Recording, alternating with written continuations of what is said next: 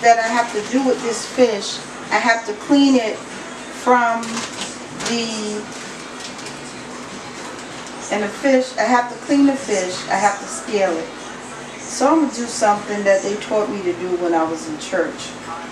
And I used to work in the kitchen with them a lot. And one thing they taught me how to do is how to clean and scale fish differently than what I was learned at home. To this fish, and scale it underwater. I already soaked the fish in baking soda and salt. And what I'm going to do,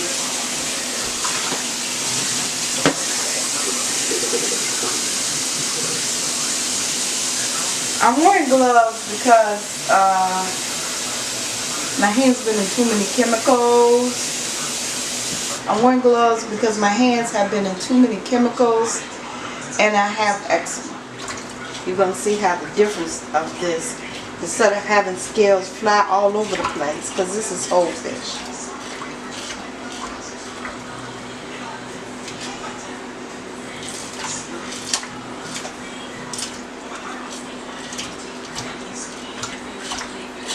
See how the scales are still, they're all underwater.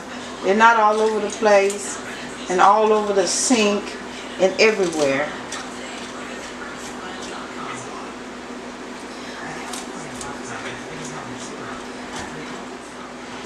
I'm using a fork and I'm going against the scales. You see how this works? And you hold the fish underwater to make sure the scales don't fly all over the place,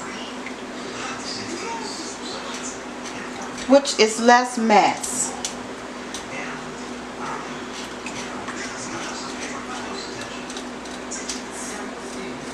Okay, that's one. And this is very clean. This is a clean way to scale fish, because fish is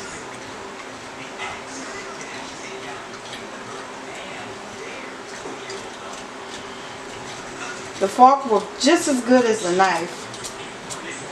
Use a fork. You know, this is so much better than cleaning scales off a wall.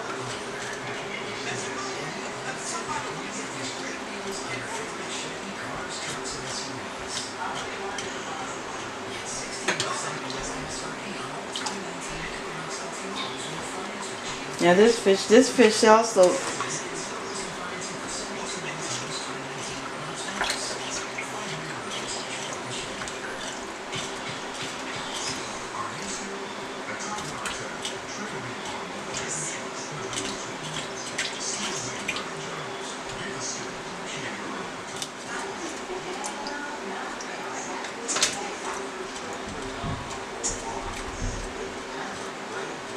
all scaled.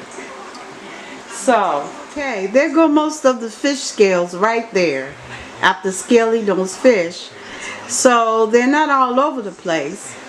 They're in the water. Okay, when I was cooking the crab, this is something I should have done. First off, I need a garbage bag.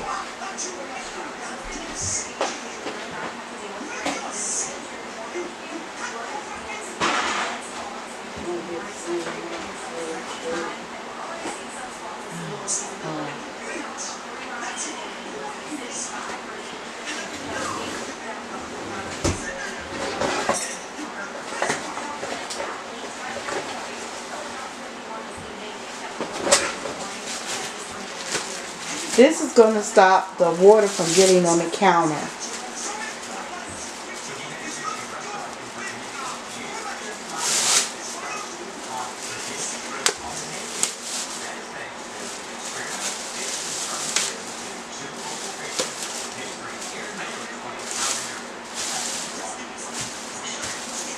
You can spread it out all over the counter if you want to.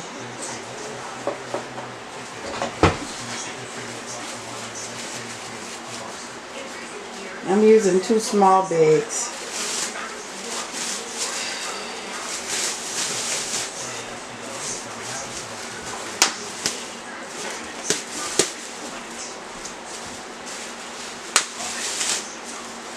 This is to keep the water from being all over the place. Now to catch the water, I'm going to use newspaper.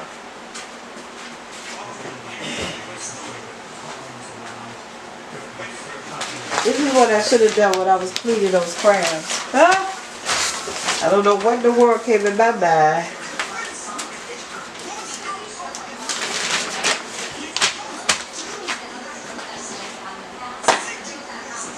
Now that I've scaled the fish, so what I have is plastic under the paper. That's to keep the water from hitting the counter, and the paper is to catch the water as I clean the fish. I'm about to clean the fish. So I'm going to clean this fish down the back. Just follow the bone and just cut it as best you can. Head on.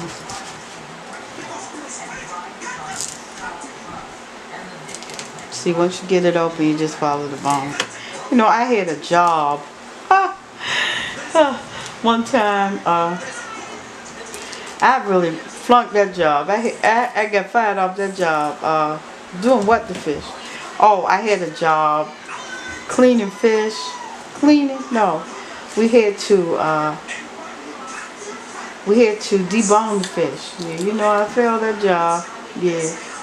I kept messing up salmon and all that kind of stuff. Extinct fish. Place so different kinds of fish. Some fish was regulated. You know, that's extinct when you I was no good at it at all. I had clean fish, but you talking about deboning fish. You know, they kept telling me, follow the bone, follow the bone. That kept right over. Okay, so this is what I'm removing, other than the gills. All this right here. I knew how to clean fish, but deboning fish. Okay, and get as much of this stuff out as you can. Now this is down the back, and you follow the bone, just like I said. Just like they said, but follow the bone. One side will be mostly meat, the other side will be bone and meat. Okay, let me show you something. How some people dress their fish. Get all these gills out. Gills are nasty. Yeah, the gills are. Alright, I got the gills out. I don't know what I'm doing there. But get the gills out. Where's your fish? So this is down the back.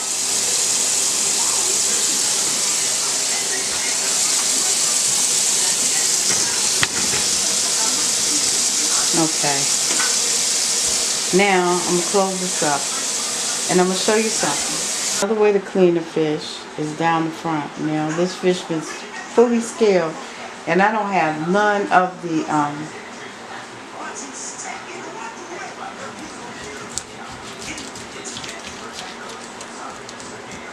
you're going to follow the bone on this one, too.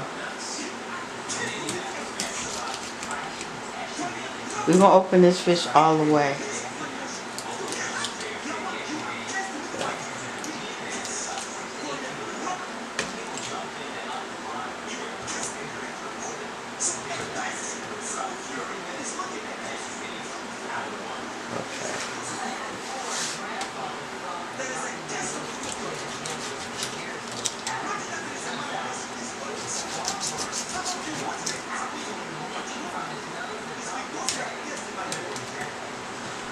Okay, we're going to get the gills out of here. Do not leave the gills in here. And clean this as best we can. And now I'm just going to follow the bone. And open it up.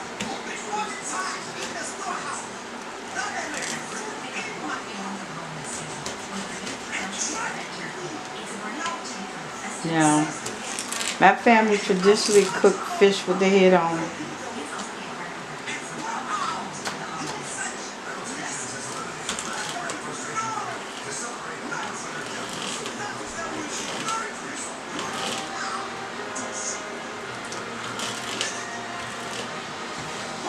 Okay. And rinse as much of that stuff out as you can. All that dark stuff and all that stuff. Get it out. Because sometimes when you leave stuff in these fish, it can leave the fish bitter. So that's down the front. Head on.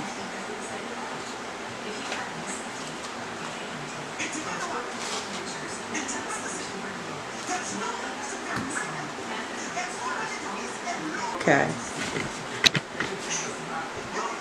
I cook my fish whole, but I'm going to show you a way they do these fish in the restaurant. Let's dress the outside of the fish. Fish. Oh.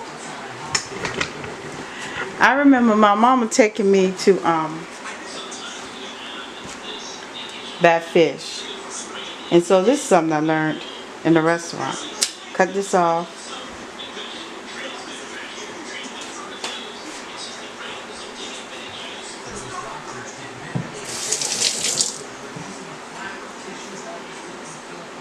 Cut off the fins.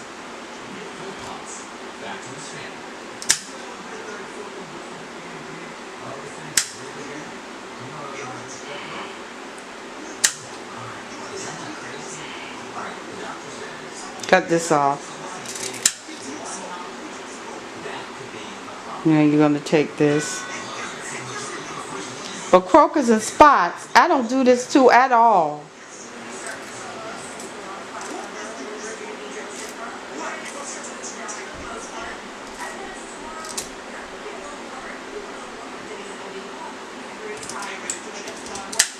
Okay.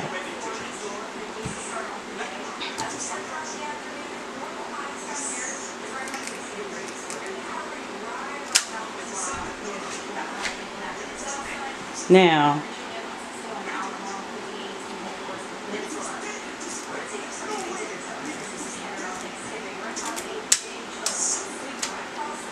the fish is dressed, right? The outside of it is dressed. This is how some people dress fish. They cut all the fins off.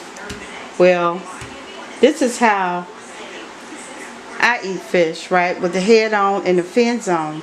And the only time I cut all this off is if it's something like black bass, those fish with those hard fins. Black bass, what was it called? A certain kind of trout. It's fish where the fins are harder. But this is how I eat my fish. Head on, fins on, especially this fish.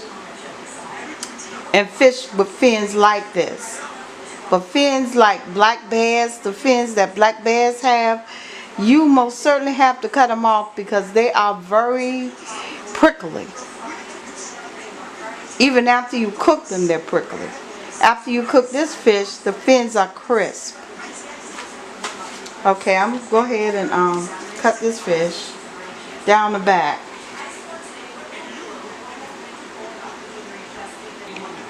Okay.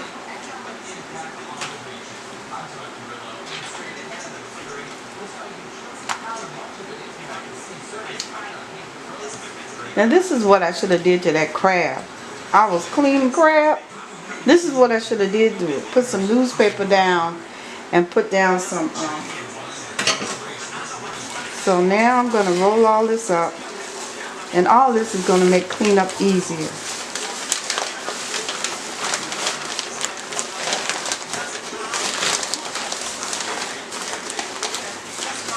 Okay.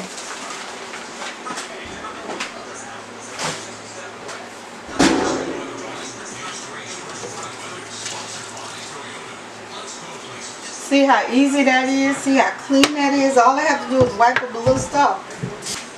I have here some pre-mixed breading mix. So this is already breading mix, already mixed.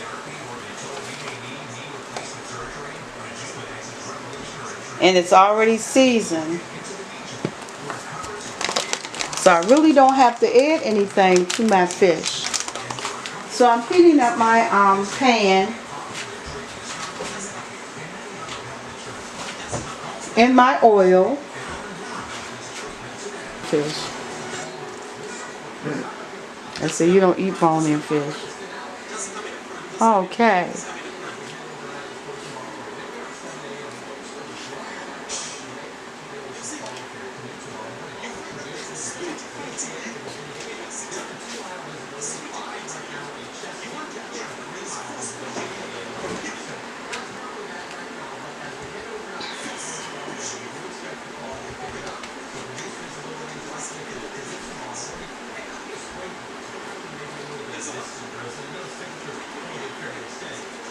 Alright, now let me go ahead and put this fish in a fryer, in a frying pan. Well, I also have fish that I brought that is already, that was a long time ago, yeah. This is an old video that I just decided to put up here, fish fry. That's already dressed and already dressed from the fish market.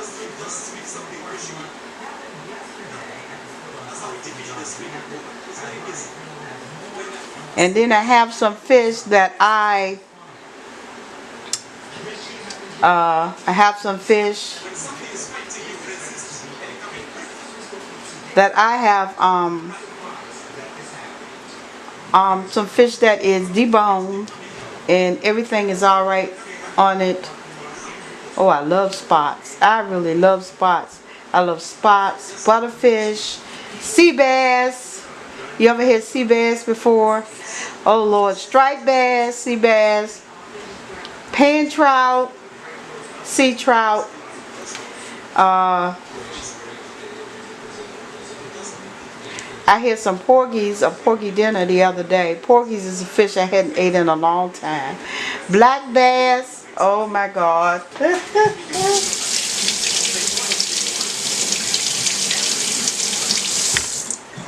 I especially love black bass. I like black bass too. I remember my aunt, she used to love black bass. I said, what's that? Black bass. Oh yeah. I got it, yeah. Get me some black bass fish. My fire is hot. My pan is ready. My oil is ready. Let's fry some fish.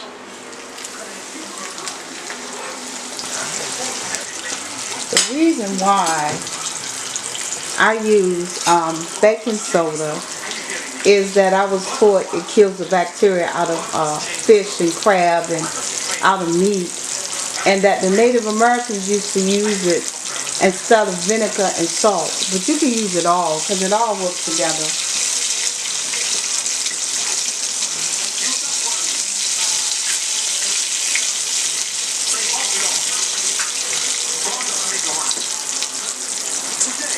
Alright, there it is. In the name of Jesus.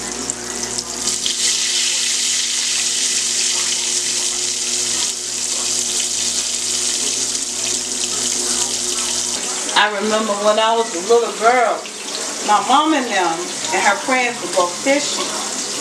And they would bring home this big, huge bag of all kinds of fish. One of the fishes that was in the bag was a fish called a tiger fish. I don't know what kind of fish that was. I mean, they had a garbage bag full of fish, and my mom used to take those fish and just take them and dump them in the sink. And all we would do was clean fish. And we'd be eating fish for a couple of weeks, but it was good.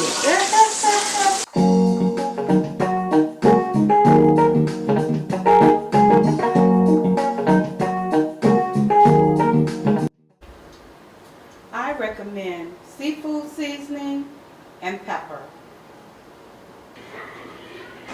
Now when I eat fish that's not boneless,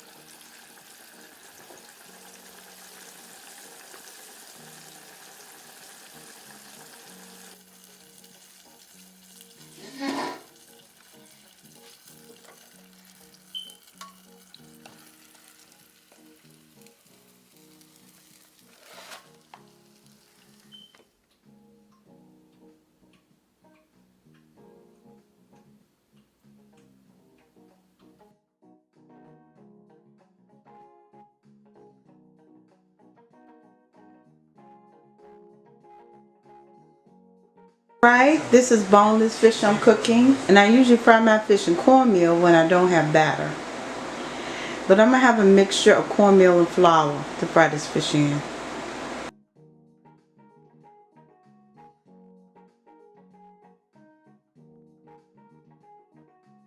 To create a seasoned batter, and the crab boil, it's going to season it too. So if I put anything on the fish, it'll be salt, and I'll sprinkle a few grains of salt. And what I'm going to do with my fish is cut it in two.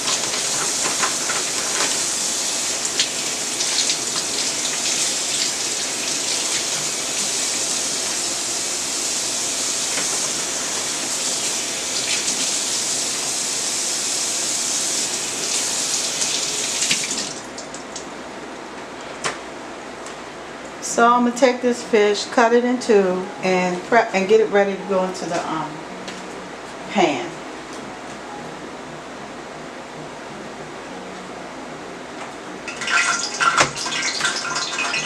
And what else I'm going to mix in here is dill weed. I'm putting dill weed in this flour too.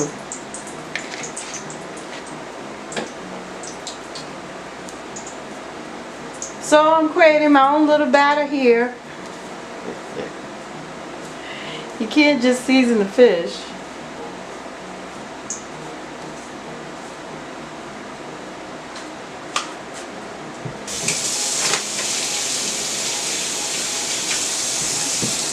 And I'm going to put a little salt on the fish. I'm going to put a little salt by flour because I know they don't have any salt in it. And we'll put a little salt on this fish.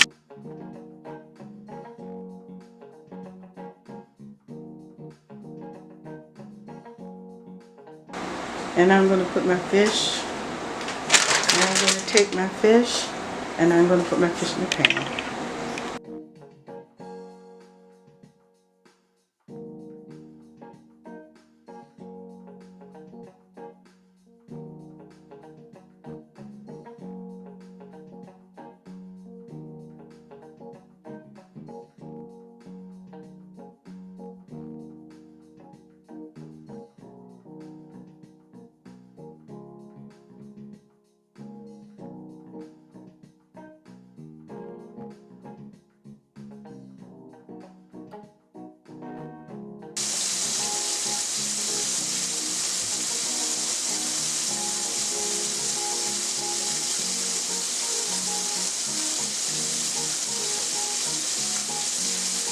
Recipe. I'm going to use already prepared cornbread mix,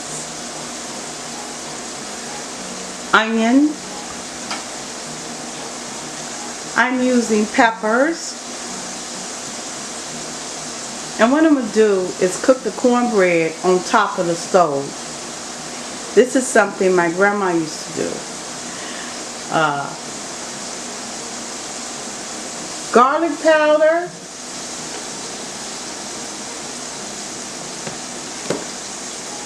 and onion powder.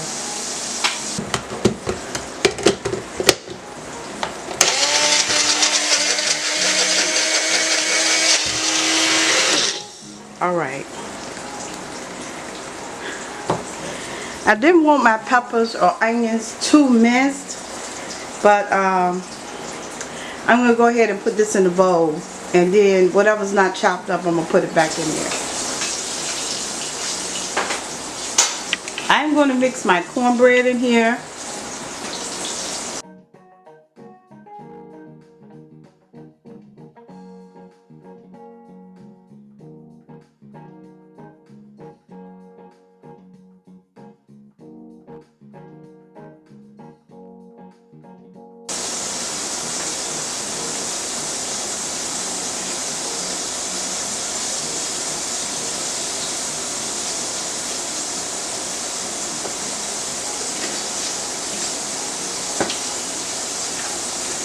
Now what you can add to this is your sweetener.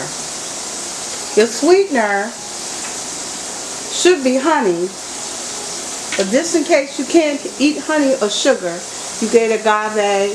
If the cornbread isn't sweet enough, but you can't add agave or whatever kind of sweetener you eat.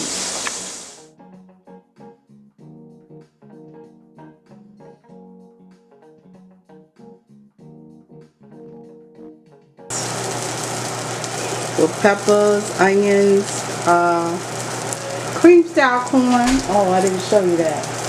I mixed cream style corn with it. See, this is just cream style corn. I mixed some cream style corn. So this is these cakes cooked. And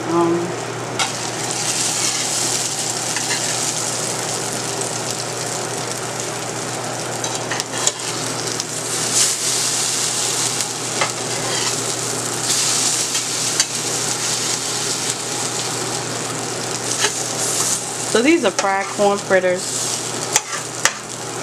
The Native Americans got another name for it.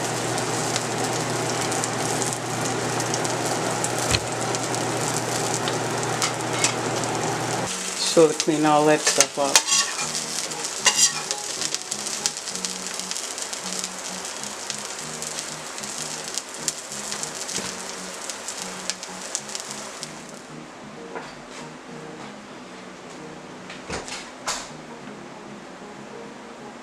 Okay, I'm going to put a little vinegar on my fish.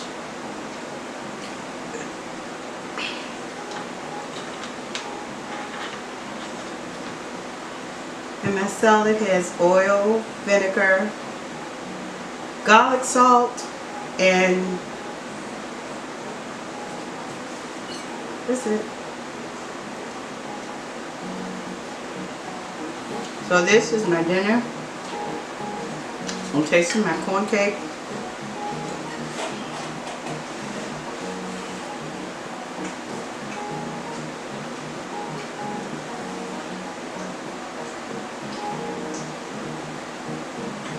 And it's good.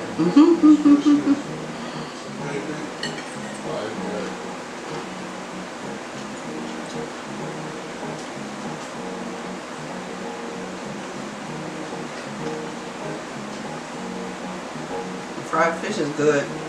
And thank you, and subscribe to my channel.